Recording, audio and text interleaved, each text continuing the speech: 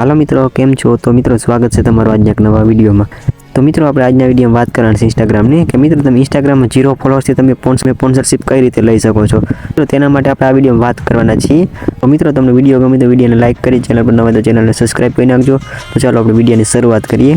તો મિત્રો આપણે ઇન્સ્ટાગ્રામની વાત કરવાની, ઇન્સ્ટાગ્રામમાં 0 ફોલોઅર્સ આપણે સ્પોન્સરશિપ કઈ રીતે લઈ શકવાની। તો ચાલો આપણે પહેલાં ઇન્સ્ટાગ્રામમાં આવી જઈએ।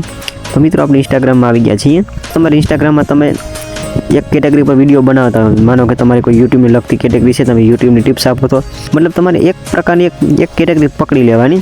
એટલે મિત્રો એક કેટેગરી પર પકડીને તમારે વિડીયો બનાવવાના રહેશે।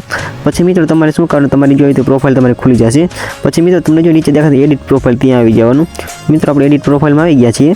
પછી જો અહીંયા આપણે દેખાય છે બાયો, તો આપણે બાયોમાં આવી જઈએ। તો મિત્રો મારે જો અહીં બાયોમાં લખેલ છે યુટ્યુબ ક્રિએટર। તો મિત્રો પછી તમારે લખવાનું છે DM ફોર પેડ પ્રમોશન।